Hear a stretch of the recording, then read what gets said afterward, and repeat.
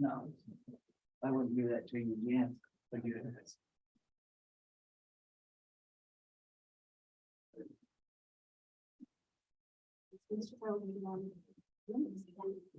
it's not seeing that. It's not.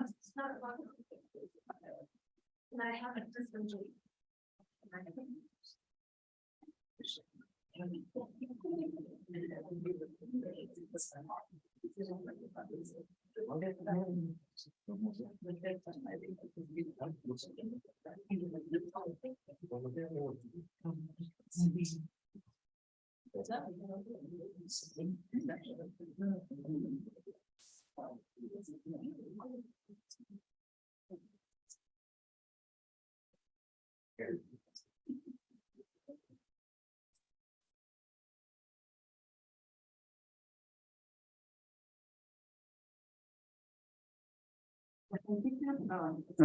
Thank you for your patience. We can start late, but we cannot start early. So we'll be here until 6:30 at least.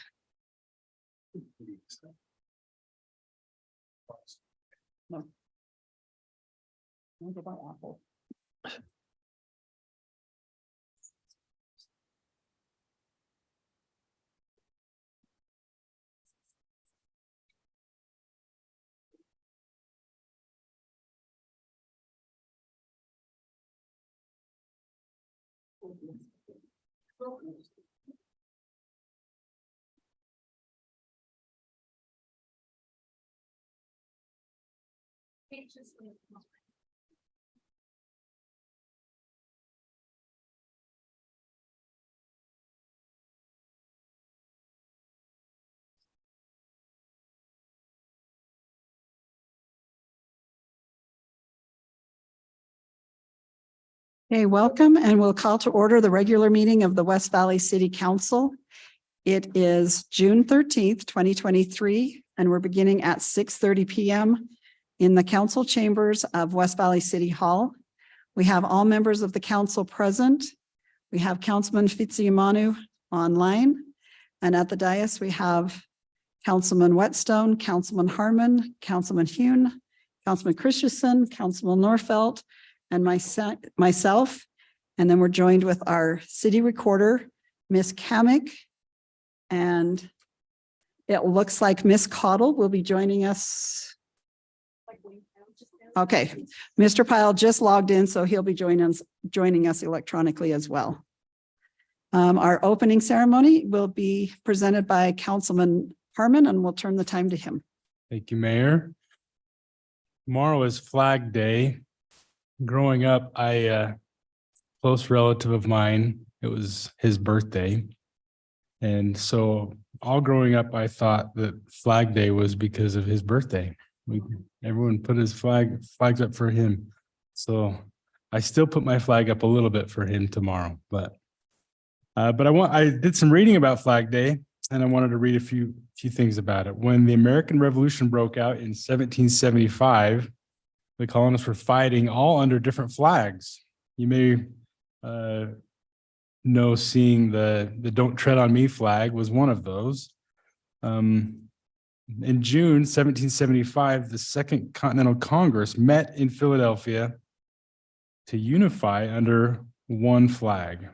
It was called the American flag, but it wasn't what we see now. It was 13 red and white alternating stripes, which is similar to ours, but then it had a Union Jack in the corner instead of the blue field with the stars.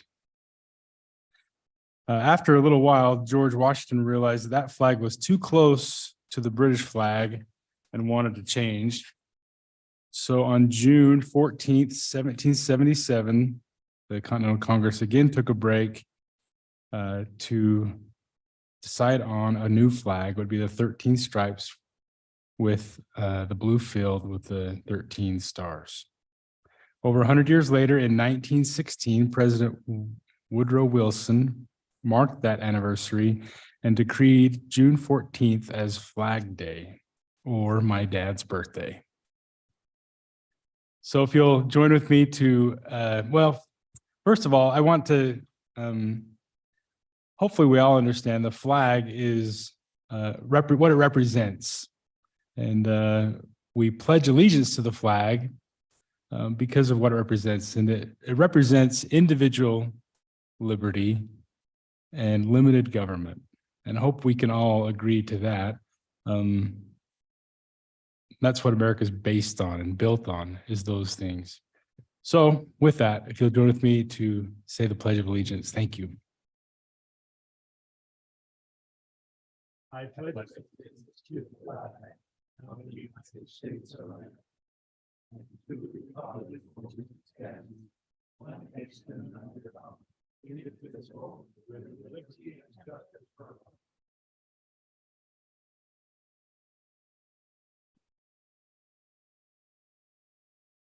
Hey, thank you so much. We will now go to our minutes of June 6, 2023, and I will turn those to the council for discussion or a motion. Motion to approve the minutes of June 6th. Second. We have an emotion and a second. All in favor, please say aye. Okay, and any opposed? Seeing none, those pass unanimously. We will now go to our comment period. Comment period is limited to 30 minutes. Any person wishing to comment shall limit their comments to 5 minutes. Upon recognition by the mayor, you will approach the mic. If you did not sign up, please give us your name and address. Otherwise, just give us your name when you come to the mic. All comments shall be directed to the mayor. No person addressing the council during comment period shall be allowed to comment more than once during the comment period.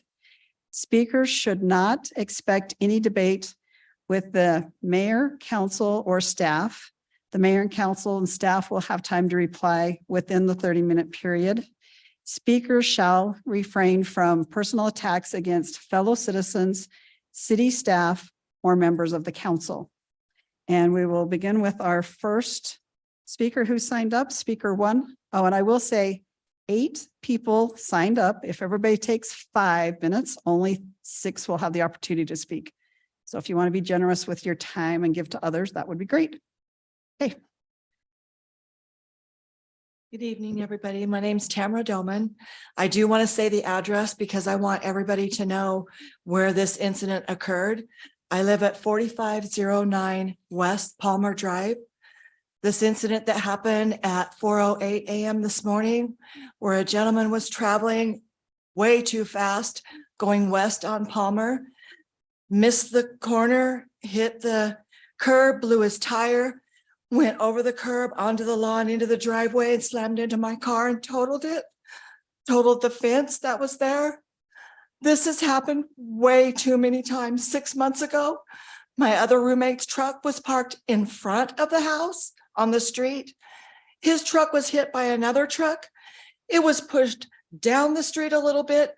It went backwards into Lynn and Mike Criddle's front lawn. I've been told by several other people in the neighborhood that this is just happening so many times. This gentleman missed killing himself, hitting the tree, this big tree, and killing himself literally by a foot. We need to have something done. We need to have some huge speed bumps put there so that nobody gets killed. I don't know what needs to take place so that nobody gets injured or killed. I would really, really appreciate whoever's in charge of really thinking about this and making a commitment to try to make our neighborhood safer for us to park in our driveways and on our streets. That's really all I have to say. Okay, thank you. Speaker 2. Scott.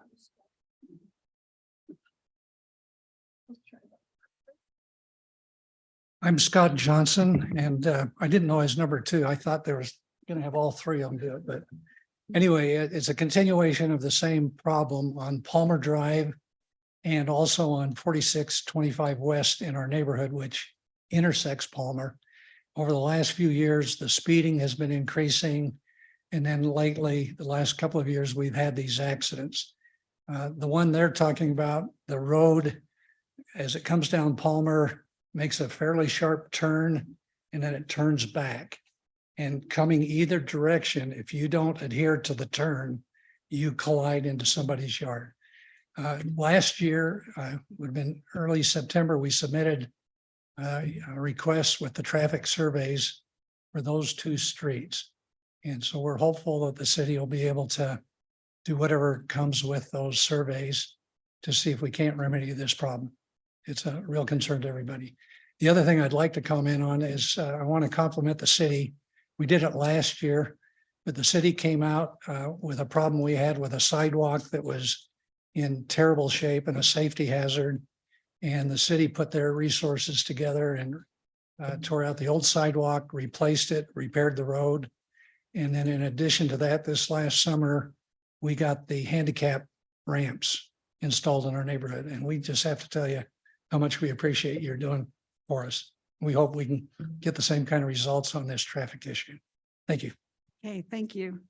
Speaker 3. My name's Lynn Criddle. I first want to say how much I love West Valley. I've lived here many years. I love West Valley. I love what you all do for us and how you've helped us through my many years here. And I love West Valley. I have the same problem. There's just a little turn there. And my husband and I, to get out of our driveway, we're very careful. And sometimes we're a little long getting out of the driveway because you actually can't see the cars until they come around that curve. And then they're right there next door to me. And so we're always watching very carefully. And so it's just a problem. But the biggest problem is it wouldn't be such a problem if there wasn't the speed going on, because we would have time to see them come around that corner before they're right at our house. But in the time we've lived there, we've had 3 times when cars have come up into our yard. We had 2 flowering plum trees, ornamental. We lost the first plum tree when a car came up into our yard. That's okay. We can live through a tree. I'm so grateful nobody was hurt. The second time, a car on New Year's Eve, and so snowy, plowed through our yard and took out the other plum tree, but they came right up to the porch. We could see and we weren't there. We were away at a party, but when we came home, we could see the tracks right up to our porch. And then 6 months ago, the car that was hit in front of their house, the truck, came backwards onto and came luckily between our big bush and our tree. So, and it came up backwards, but it couldn't be pushed from Charlene's front yard to my yard without significant impact happening. But we're just concerned because there's children, there's us older people, you know, and so we're just concerned.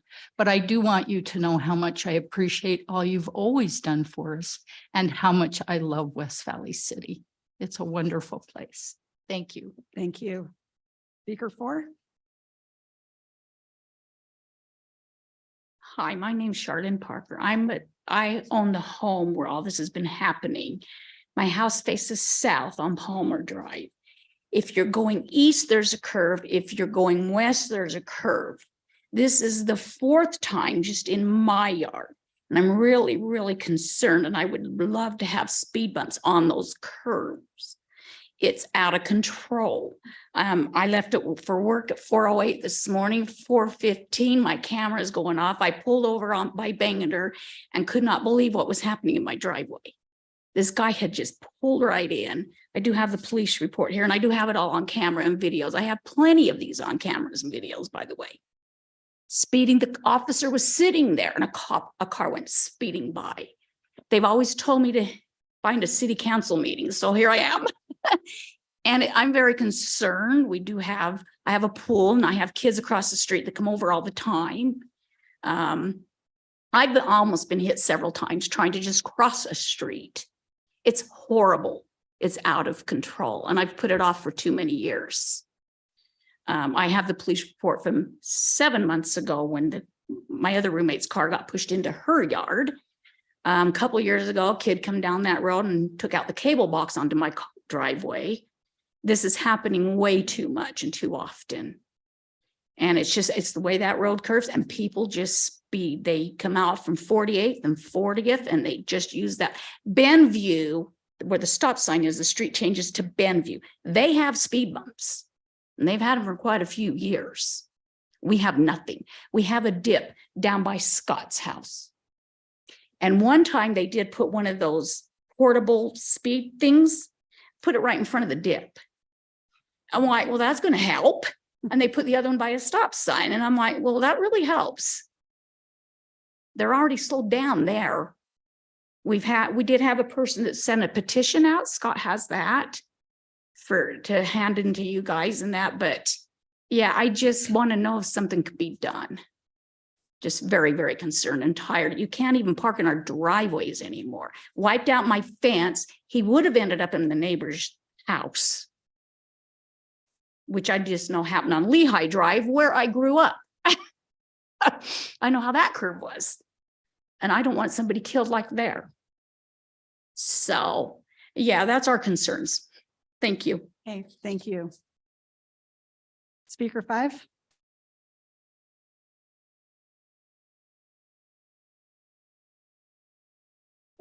Mike Markham, as most of you know. I'm going to kind of speak to the ordinance coming up here, 23-19, about the changes that were proposed with some changes made to it in the study meeting. I guess my first question would be, I would like to have the person or persons that initiated the first go around of this to come forward, because I think it is nothing but a way to silence the community. Now, I'll admit, we had some problems a couple of weeks ago, which got way out of hand. Should have been nipped in the bud much sooner. I think the police showed a great deal of restraint.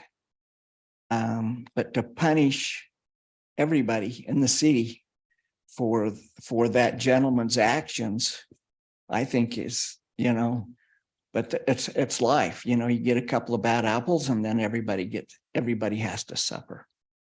I'm hoping he's not here. He'll attack me like he did the first time. So if those people would come forward that wanted to stymie that public input, 3 minutes, I'm sure glad you did away with the once a week or once a month talk. I kind of like the 5 minutes. Sometimes I don't need it. Sometimes I watch the clock and I take it all the way up there. So, I would like to know as a voting citizen and taxpayer of West Valley who came up with those rules and regulations that they thought would be so good for the city. Totally wrong in my mind, as it was in a lot of y'all's mind last week that I heard. I don't know what the 5 minutes hurt. 90% of the time, Jim and I is the only one that's here that speaks. So we very seldom get into the half-hour thing unless we have something big. We might have a tax meeting where somebody will come in and complain about their taxes going up. But then if you look at their West Valley part of their tax notice, West Valley taxes didn't go up. So, if you're going to stand up here, you got to be somewhat, like we used to say in the Army, have your defecation in sequence. So, but, I don't believe in calling out people's names when you have an issue with a person. There's many ways of getting around that. Nobody likes to be called out by name. So, I hope you rethink that. And I'd like to go back to the 5 minutes. Then also a comment that I would like to make after sitting through the meeting today that everybody, regardless of your position in the city, on the council, we all have to go by the same rules. Now, if you're on the council because you don't think you need to go by the rules and you want to tweak it here and tweak it there, so you don't have to go by the rules, get off the council. Because I don't think we should tweak for anybody. I don't care who you are, what you do, anything. So, I think when a person applies for a job to be put on the city council, I'm hoping that when you do that and you get elected, or prior to being elected, you need to make sure it's okay with your full-time employer that you can be here. Karen, you run a very successful business, but you're always able to be here. It's work your time, work a plan, make that plan work, and it's good for everybody. But if you're not able to be here most of the time, you've applied for the wrong job. Thank you. Thank you. Speaker 6.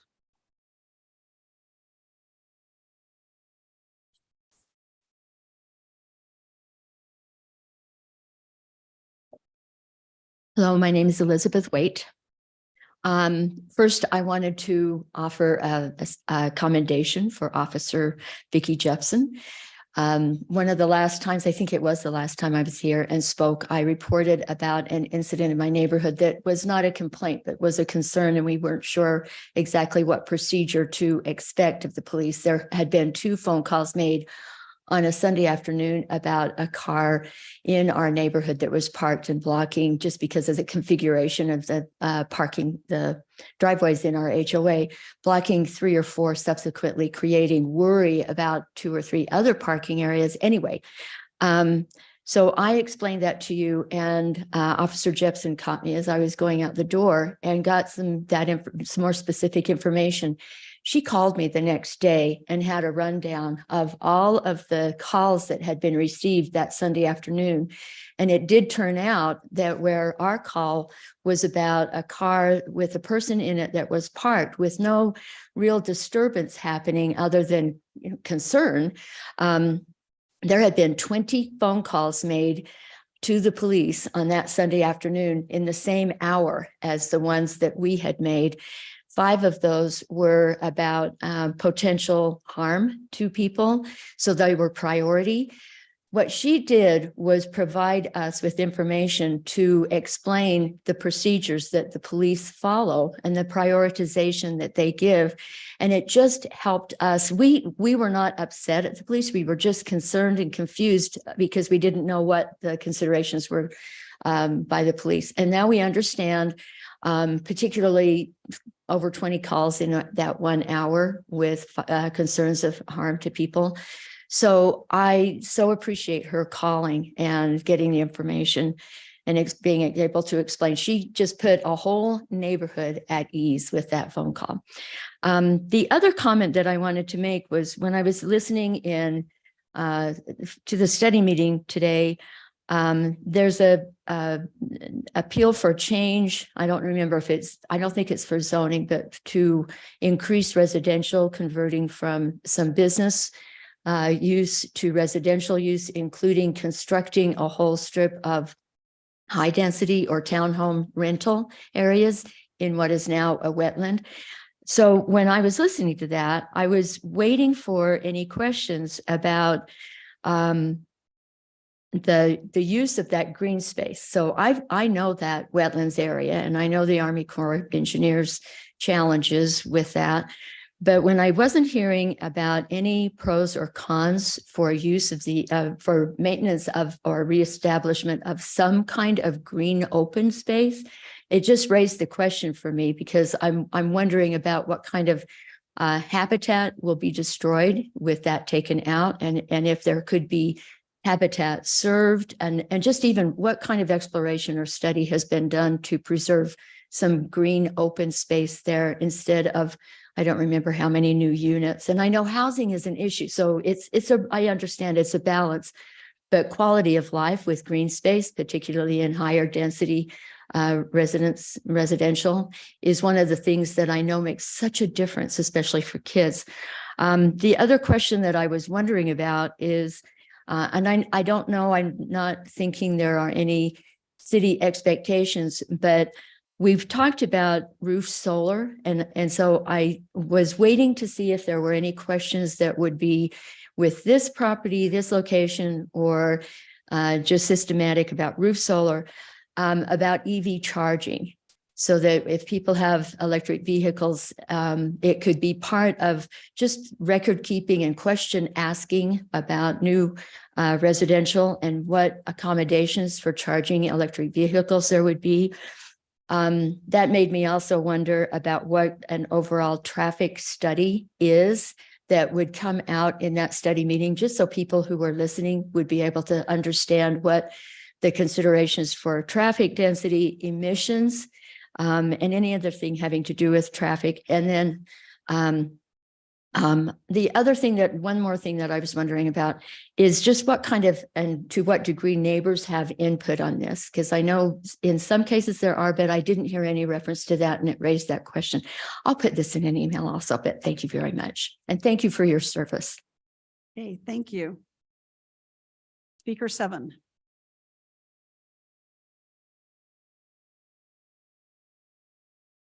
Good evening, Mayor and Council. Jim Visock. I agree with Mike about don't change the public comment. You need to hear from the public, and it needs to be on a weekly basis. And a lot of times it is him and I are the only two. But if you're going to change it, go down to the 3 minutes. Don't take it all away. If you're going to make a change, make that change. And like I said last week, definitely put a time limit on the public hearing part, having that unlimited. It hadn't been a problem until a few weeks ago, but you could see where that could go on hours and hours. Several weeks ago, you guys asked the city to go out and get a administrative law judge, ALJ, and to set up an admin review board. What's the status of that? Haven't heard anything in a while. There's 50 million reasons why we should at least get the opportunity to vote on a new form of government. I'm hoping now with the changes with the election, there'll actually be a few more weeks that there could be even more meetings, but give the public an opportunity to vote on it. For the ones that think it won't pass, then it won't pass. For the ones that think it will pass. But let us, the 142,000 people of West Valley City, at least have a choice on that. Also, what about the code enforcement manual, website, and all that was put in at least a month ago? What's the status on that? Throughout the weekend on our streets, there are many semis, large trucks over the 350, or 550, whatever our new standard is, but the weight limits, and trailers attended and unattended. I'm talking construction trailers, so they're attached or unattached to trucks throughout our city. You'll see it on the weekends and at night. Something needs to be done about that. Okay, I got plenty of time. Next week, you're voting on a couple more added things for the fitness center. How are you off $125,000 on an electric bill on a budget?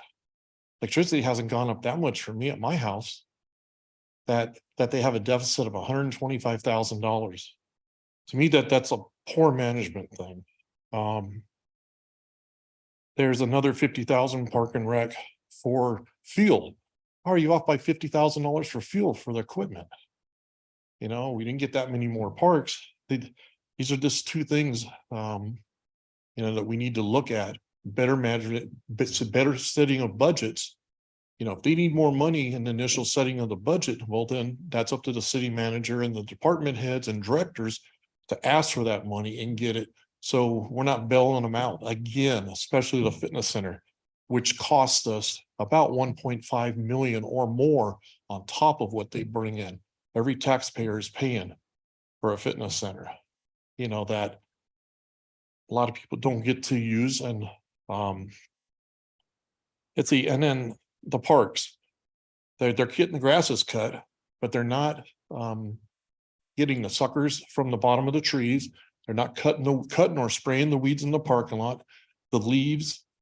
I know we keep hearing that, you know, it's 14 something acres per employee, but let's get out there, get some creative ways of getting some employees, paying them a fair wage. Maybe we will get the right employees for our park and rec department so that we can have nice looking parks all the way through, not just the grass cut during the season. That's all I have. Thank you. Okay, thank you. Speaker 8.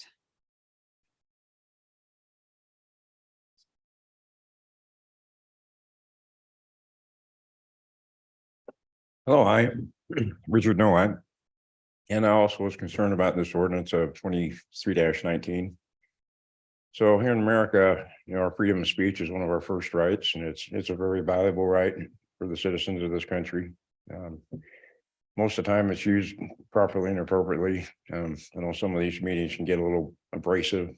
I can't really apologize for a said person that came here a little angry.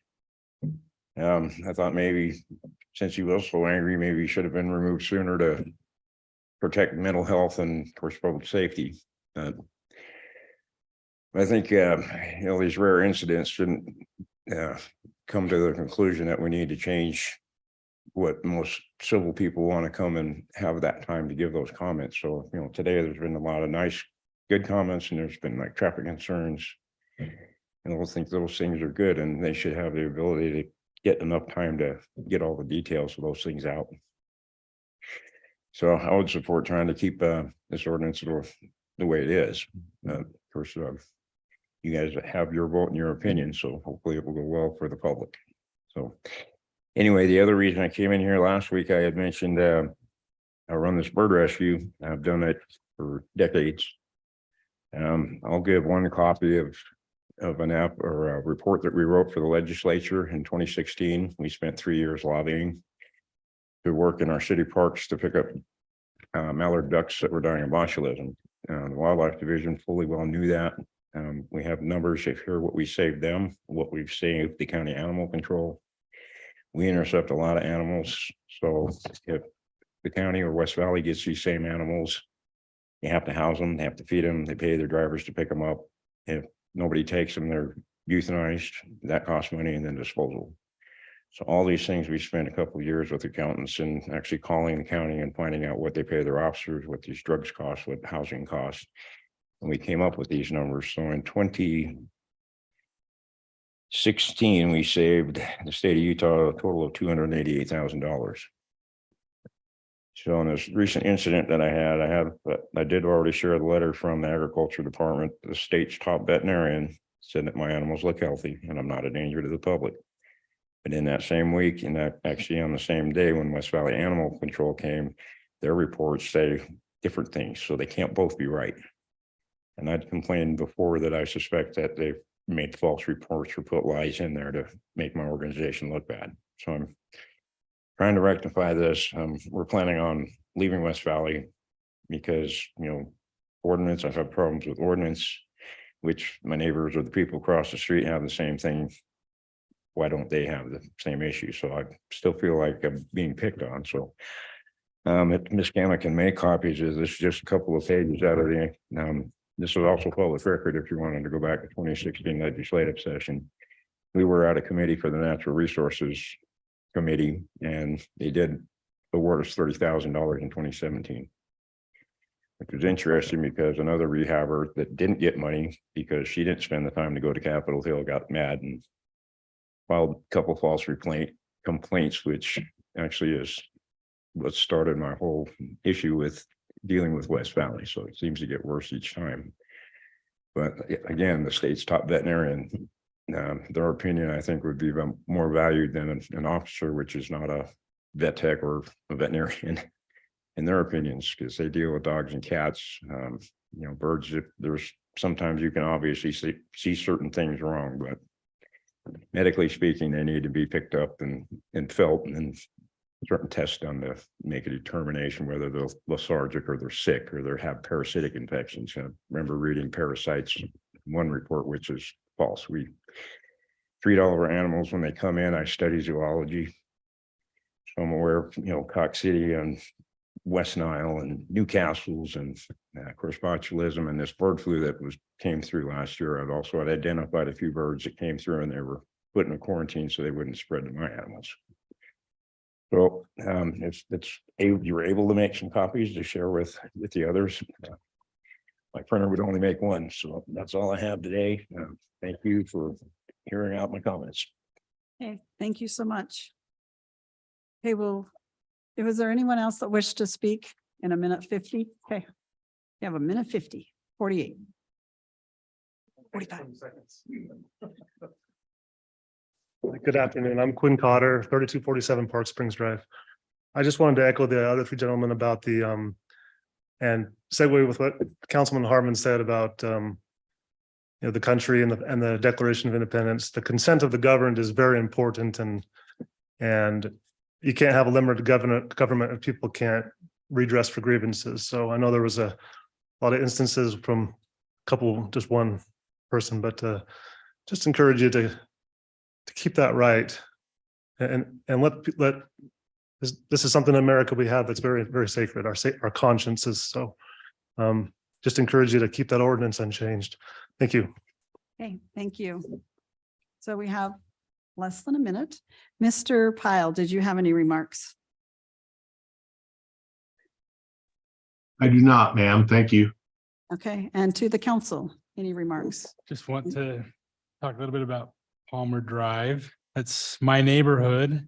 My wife and I run up and down the canal behind Palmer Drive, and then we run up Palmer sometimes. So I'm glad she wasn't running this morning at 4 a.m. That's a little early for us, but I'm glad you mentioned that Benview does have speed humps, which connects to Palmer.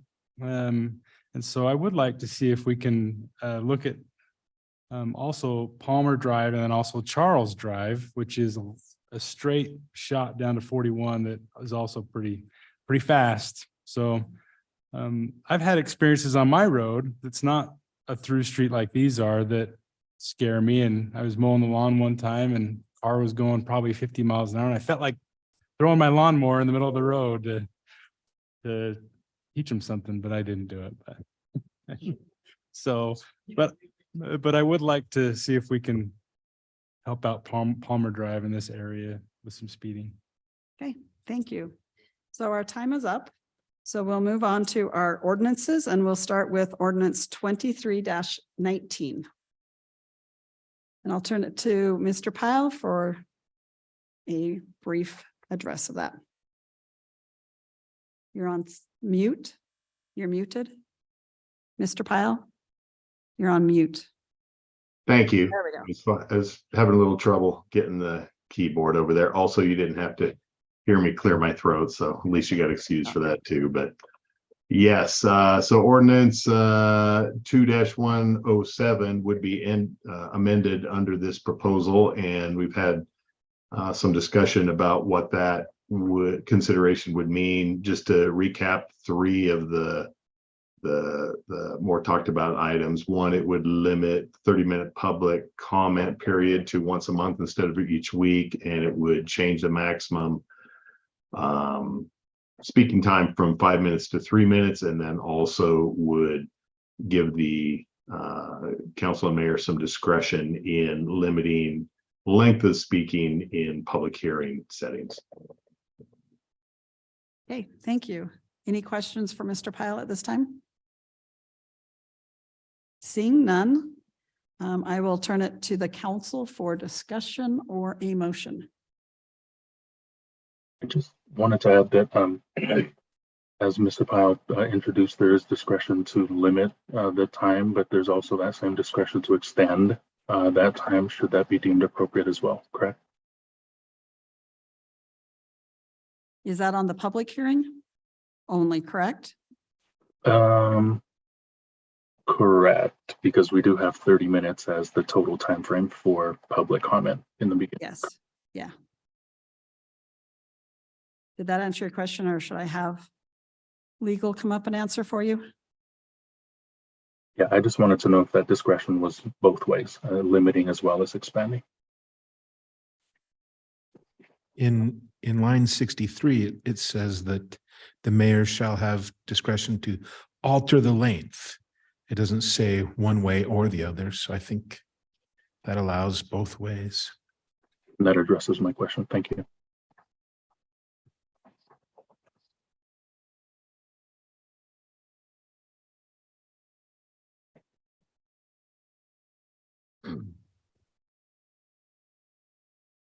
I'm going to say this something again. Last week I did, but I think just the public comments, we should keep the way we are doing right now. We've been doing it, just keep it that way. And public hearings, I think the mayor could control that. So that's my opinion. I think I would be in favor of the changes that we discussed today in study meeting. It seems to align with a lot of what other municipalities are doing with the 3-minute time frame, but allowing weekly comments to go forth.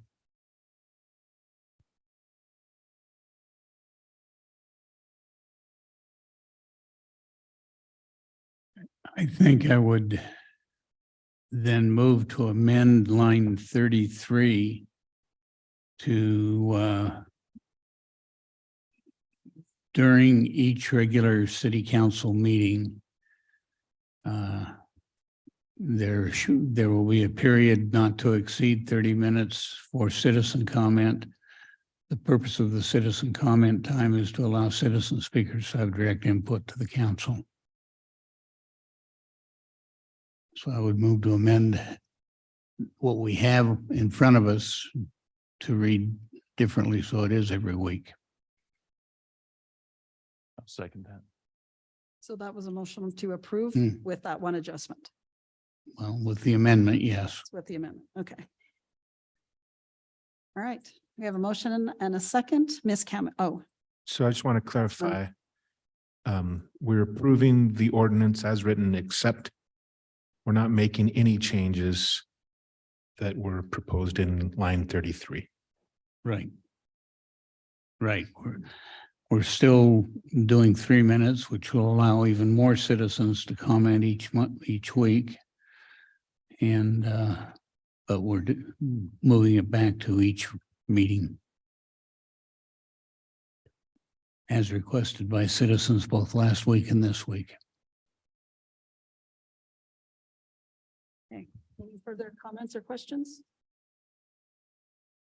Okay, Ms. Kamic? Councilman Fitzie Umanu, Aye.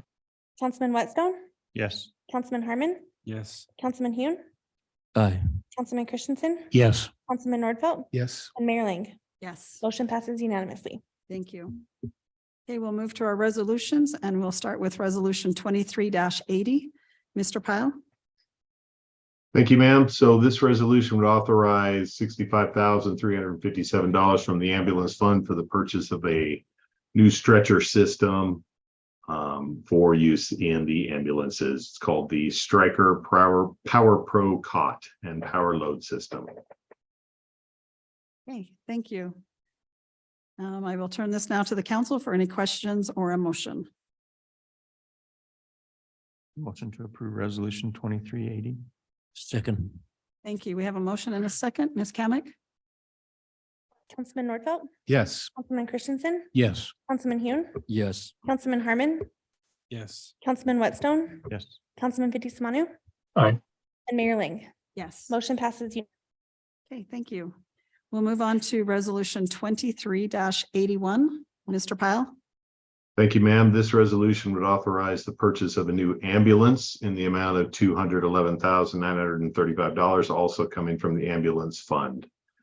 And that will be replacing an ambulance from the model year 2008 ambulance.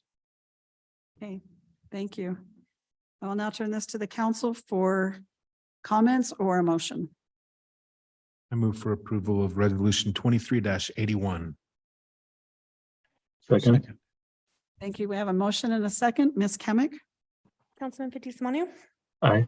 Councilman Whitstone, Yes. Councilman Harmon, Yes. Councilman Hune, Yes. Councilman Christensen, Yes. Councilman Nordfelt, Yes. and Mayor Ling. Yes. Motion passes unanimously. Okay, thank you. We'll now go to resolution 23-82. Mr. Pyle?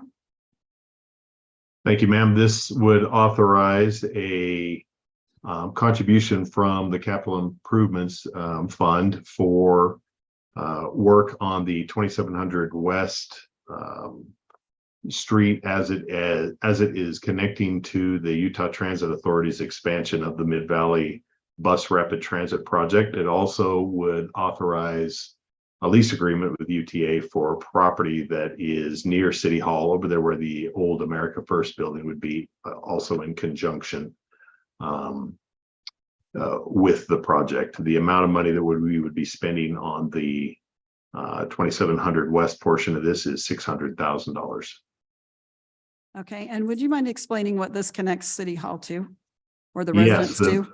yeah, absolutely. So the Mid-Valley Bus Rapid Transit Project is an extension of the bus rapid transit system that currently runs along 35th South in West Valley. And the system countywide or valley-wide is being expanded through Murray and other systems, and as proposed would run down 2700 West and get connected into the bus hub. Okay, thank you. Yeah, I'll you now bet. I'll turn this over to the council for discussion or a motion. Move to approve resolution 2382.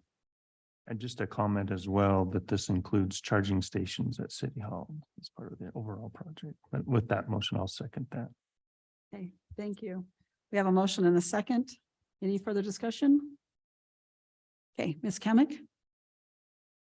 Councilman Nordfelt, Yes. Councilman Christensen, Yes. Councilman Hune, Aye. Councilman Harmon, Yes. Councilman Whitstone, Yes. Councilman Fitzie Umanu. Aye.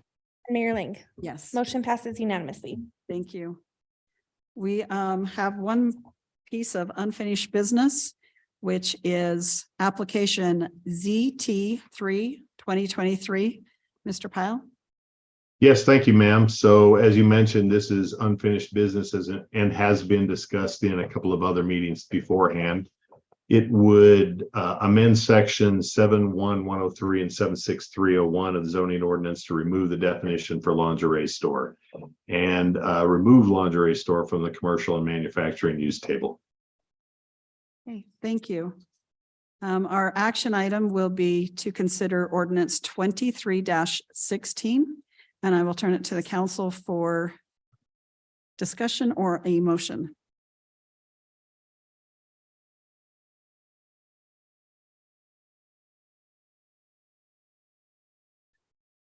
I've been thinking a lot about this and received some input from some residents regarding this.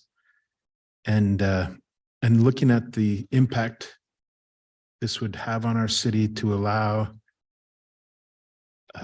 lingerie stores that are defined currently in some of our overlay zones. I just don't feel like this is appropriate to make that change. I'd like to make a motion to deny ordinance 23-16. Second. Okay, thank you. Any discussion? Okay, seeing none. Ms. Kamic? Councilman Nordfelt, Yes. Councilman Christensen, Yes. Councilman Hune, Aye. Councilman Harmon, Yes. Councilman Whitstone, Yes. Councilman Fitzie Umanu.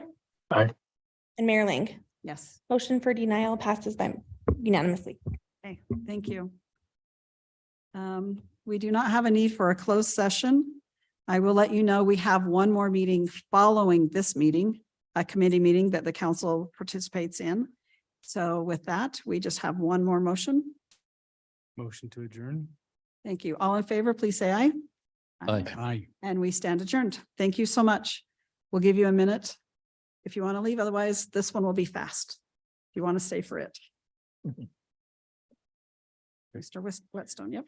I'll call to order a special meeting of the West Valley City Building Authority held today, June 13th, 2023 in the city council chambers.